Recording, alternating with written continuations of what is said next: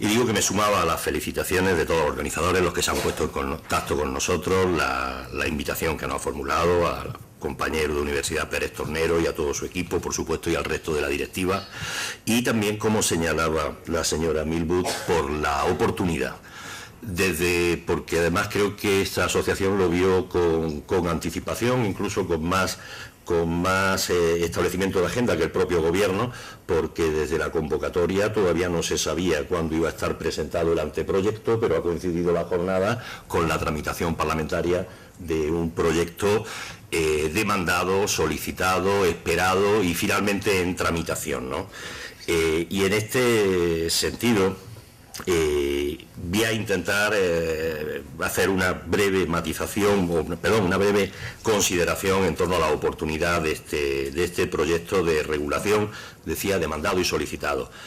La dispersión normativa a la que se hacía referencia en el caso español, el aislamiento en el contexto de ausencia de una regulación, la imperiosa transposición de la directiva antes de unos días, antes de unas semanas al ordenamiento jurídico español,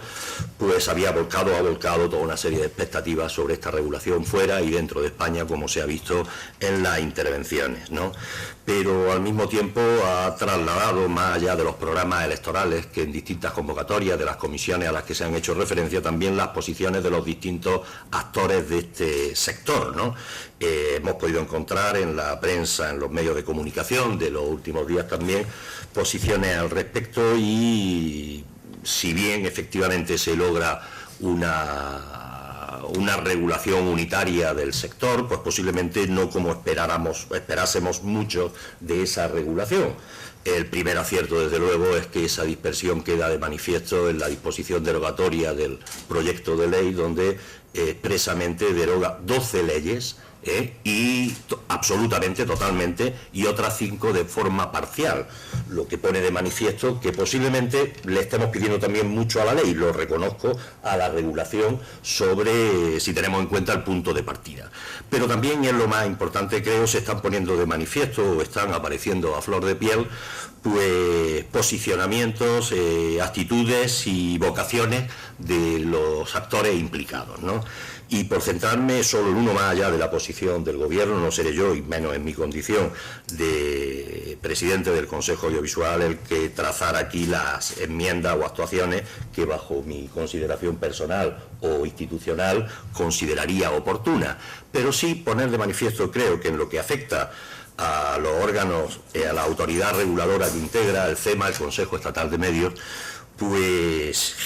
la propia regulación ya generaba resistencias en distintos sectores, y el propio Consejo también en la medida en que, desde por su composición, aquella tendencia, inercia que todos veíamos y explicábamos del siglo XIX, de que la mejor ley de prensa es la que no existe, bajo una pretensión de un romanticismo elevado a la categoría de ejercicio de los derechos fundamentales en el contexto del mercado, trasladar hoy esa expresión del siglo XIX con todo lo que conlleva a un sector audiovisual, la mejor regulación es la que no existe, creo que esconde detrás de sí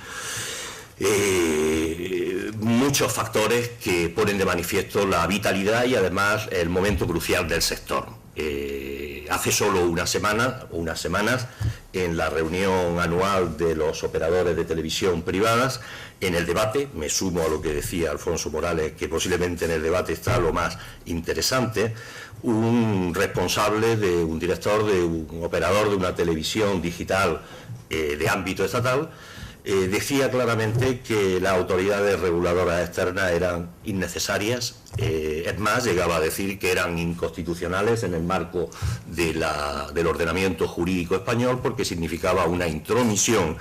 en el ejercicio de la libertad de expresión de unos profesionales que, por lo visto, pues debemos de seguir en el contexto del siglo XIX. Con esto quiero poner de manifiesto sencillamente que la ley para el Gobierno no es fácil, para las Cortes Generales, Parlamento y Senado no va a ser fácil llegar a punto, se va a lograr, yo estoy convencido, y también para los órganos reguladores que existen en este momento y que se han mencionado, el Consejo Audiovisual de Navarra, el Consejo del Audiovisual de Cataluña y el de Andalucía, por la experiencia que tiene, pues también se nos presentan ciertas incertidumbres en torno al campo de actuación, de coordinación y de intervención que vamos a tener, en concreto en el caso de Cataluña o en el de Andalucía, recogidas como instituciones de autogobierno y creo como muestra avanzada de una profundización en la democracia de estas comunidades,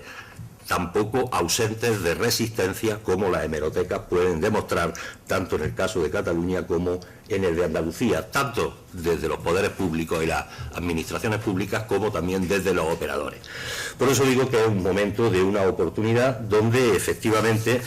el tema que nos une, que nos lleva a este encuentro, la alfabetización y en la deriva, y es la que yo me voy a centrar. Tengo una presentación hecha que pasaré muy por encima para atenerme a ese rigor de autodisciplina que señalaba. Creo que si la preocupación de Alfonso era porque se había dicho todo, la mía ya después de su intervención no es preocupación, sino que es absoluta certeza. Por tanto, solo querría echar las precisiones de contexto que mencionaba con anterioridad. Señalar que en la juventud, en lo que afecta, tal y como el título que se le daba a mi intervención de experiencia en la alfabetización, puedo decir en primer lugar que es muy limitada. De la recomendación 37 que se mencionaba y de las 3 recomendaciones, perdón, de la directiva en la recomendación 37 y las 3 recomendaciones que se derivaban en la experiencia del Consejo Audiovisual de Andalucía, una experiencia condensada pero limitada en el tiempo a los últimos 4 años, pues de las 3 recomendaciones que la Comisión Europea: participación activa en las autoridades reguladoras audiovisuales, seguimiento periódico en la definición de criterios de la alfabetización y elaboración de códigos de conducta, pues hemos podido intervenir en estos 4 años en esta 3ª recomendación con algunas actuaciones que creo que cumplen una doble función. Primero, efectivamente, llevar esos códigos de conducta de autorregulación o corregulación en algunos casos a mejorar a través de la alfabetización, efectivamente, a mejorar la forma de entender y de ver unos contenidos, pero paralelamente a ello, o de preparar las condiciones para aproximarse a esos contenidos.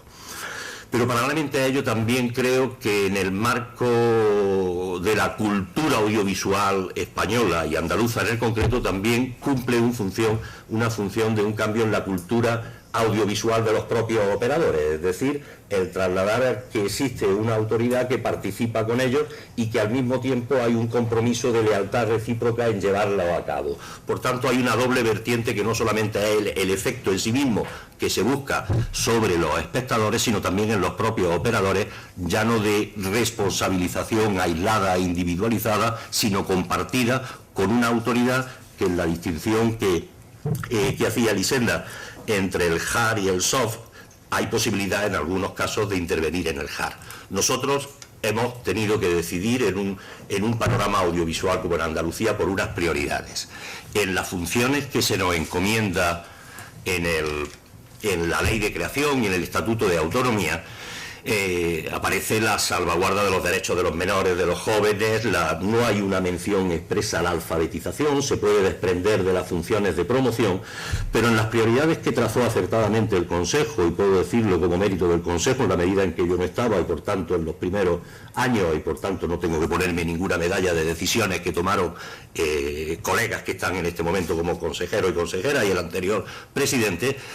centrar en la protección de los menores la prioridad y los recursos en un panorama audiovisual en Andalucía compuesto por unas 400 televisiones locales, por una televisión pública de ámbito autonómico con 2 canales más los operadores estatales, nos lleva a una galaxia mediática de difícil comprensión con la H intercalada. De ahí que una prioridad que trazó, y creo que con acierto, fue la salvaguarda de los derechos de los menores y de los jóvenes a través de los contenidos más explícitos que había en Andalucía. Les pongo una referencia muy sucinta. En un barrido de las emisiones, de las distintas emisiones de estos 400 operadores realizados en marzo del 2008, en horario de protección infantil se detectaron más de 150 emisiones de contenido pornográfico expreso.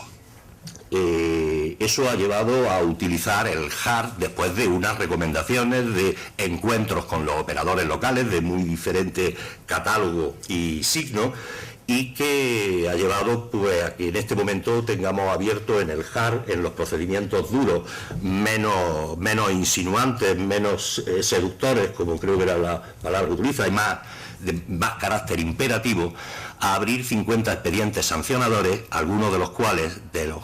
50 abiertos en este momento, han concluido con sanciones que están en algún caso por encima de los 300.000 euros, lo que puede aparecer como desmesurado, y efectivamente la normativa vigente nos lleva a determinar que las sanciones muy graves, y así se consideran las de contenido pornográfico expreso, están a partir de 300.001 euros, con lo cual, cuando jurídicamente se cataloga, estamos. Esto genera sorpresa, pero si me permiten ustedes, yo traslado que la sorpresa no se traslada, ni tampoco las cautelas en torno a la viabilidad de una empresa que emite esos contenidos, y permítanme una expresión quizás muy básica pero muy comprensible, el que cuando un establecimiento de restauración produce una intoxicación generalizada, sea una familia la que lo lleve o sea una gran cadena hotelera, el cierre de ese restaurante o de esa instalación es comprensible y entendible por una cultura audiovisual de los espectadores. En cambio, la cultura no se traslada cuando los productos tóxicos audiovisuales están presentes y están siendo consumidos por menores a cualquier hora. Por tanto, creo que una de las funciones también latentes, distinguiendo entre funciones latentes y manifiestas de estas autoridades necesarias, es introducir un cambio en la cultura de la ciudadanía y también, sobre todo, de los operadores. Señalo esto para entrar ya, no sé cuántos minutos me quedan, ya me he pasado posiblemente de los 10 minutos. Dicen que a los profesores de universidad no se nos puede dar la palabra, sino que hay que cederla, ¿no? Para devolverla, porque si no la dan nos quedamos con ella. Pero bueno, teniendo la tranquilidad de que en el PowerPoint tienen los datos y van a tener accesible, no voy a entrar en la realidad de equipamientos, de cuál es el medio en el que se vuelve en Andalucía, pero señalar en la última línea, ahí tienen, a través de un instrumento que entraría dentro de la promoción y en alguna medida en la difusión que le damos dentro de la alfabetización, el Barómetro Audiovisual de Andalucía, que venimos realizando durante los 3 últimos años, nos pone manifiesto en la opinión pública que el 77% de la población cree necesaria una regulación. Invertiríamos los términos si le preguntáramos solo a los operadores posiblemente, pero la población sí es consciente de que 3 de cada 4 entienden que es necesaria una intervención externa a los medios para regular sobre las bases de unos principios y unos valores que están en un Estado de Derecho muy bien marcados. Y en segundo lugar, en algo que en concreto en el ámbito andaluz estaba en cuestión por esa toxicidad alimentaria, decía, pero también audiovisual, el que 9 de cada 10 andaluces nos decían que efectivamente ese órgano de intervenir debe tener capacidad sancionadora, algo que también el debate ha estado abierto en la Ley General Audiovisual. En cuanto a actuaciones, nosotros podríamos resaltar de aquí en ese panorama audiovisual andaluz un elemento que es trasladable también, o un indicador que es trasladable, para poner de manifiesto la relevancia de la alfabetización y del control de los medios a través de la regulación, autorregulación, regulación y también corregulación. He querido introducir el promedio de consumo que según nuestro barómetro nos da de consumo medio de los menores de 12 años en Andalucía. Distinguiendo entre medio urbano y rural, los niños y niñas de medios urbanos consumen más televisión que los rurales, o que los que están en contextos rurales. Ya esta diferenciación casi sociológicamente no tiene sentido, pero sí nos da una diferenciación en cuanto a acceso a espacios públicos de otro tipo. Bueno, si hacemos las cuentas, y ustedes las pueden hacer mañana, un niño o una niña andaluza en este momento pasan ante el televisor, es decir, siguiendo los contenidos que la televisión le emite, como 300 horas al año más de lo que el sistema educativo le facilita a lo largo de los 9 meses de educación. Por tanto, el cuestionamiento de la regulación, que nadie cuestiona en el sistema educativo, no se deja a cada centro que establezca sus planes docentes, y eso no afecta a la libertad de enseñanza ni a la libertad de cátedra. Hay una regulación en el sistema educativo. Bueno, pues si estamos poniendo de manifiesto que en este momento los menores de 12 años tienen una presencia mayor ante el televisor que en el sistema educativo, vamos a reflexionar sobre eso. Vamos a reflexionar, y estas jornadas están encaminadas precisamente a ese punto. Para concluir, solamente digo, esto lo tienen, hay dos experiencias que quería mencionar, una sobre las recomendaciones que se han venido haciendo en los 2 últimos años, y en este año las haremos también, en torno a la publicidad de juguetes, un análisis en torno a toda la publicidad que se emite en el periodo. En estos momentos se está haciendo el trabajo de campo y a partir de ahí unas recomendaciones en contacto con el Consejo Andaluz de Menores, en contacto con una serie de asociaciones en donde no solamente son unas recomendaciones para pasivas, digamos, en cuanto a la producción, también activas en cuanto a cómo entender, cómo seguir esa publicidad, aparte de las actuaciones duras de denuncia que en algunos límites de control de tiempo, de presentación irreal de lo que es, de tema de género también, por supuesto. Lo tienen ustedes y pueden en la página web encontrarlo. Junto a ello, otra experiencia esta muy positiva que se puso en marcha en el Consejo hace un año sobre unas recomendaciones en la violencia en el deporte y el papel de los medios de comunicación. Aquí la experiencia efectivamente con la participación de los profesionales de la comunicación, la Asociación de Periodistas Deportivos de Andalucía, la Federación Andaluza de Fútbol, la Junta de Andalucía, el presidente de la Federación Internacional de Futbolistas, el Comité Olímpico Español, la vicepresidencia de la Federación Española de Fútbol y algunos clubes de fútbol de primera división, un compromiso en torno a unas recomendaciones en torno al papel de los medios, de los profesionales de los medios y en torno a la violencia en el deporte. Destaco en el sentido de la alfabetización, algo por el que fuimos criticados el Consejo, y tienen una copia para el que estén interesados de las recomendaciones, porque no solamente van dirigidas a los medios, van dirigidas también a la comunidad educativa, van dirigidas a los padres y a las madres, no solamente por el control parental, sino en la actividad en el deporte, a las administraciones y a las federaciones deportivas. Ha tenido una repercusión por la efectividad de seguimiento, no solamente por el compromiso, sino el seguimiento que a través del Consejo se están haciendo de momentos clave, y no solamente son los derbis entre el Sevilla y el Betis, o entre el Málaga y el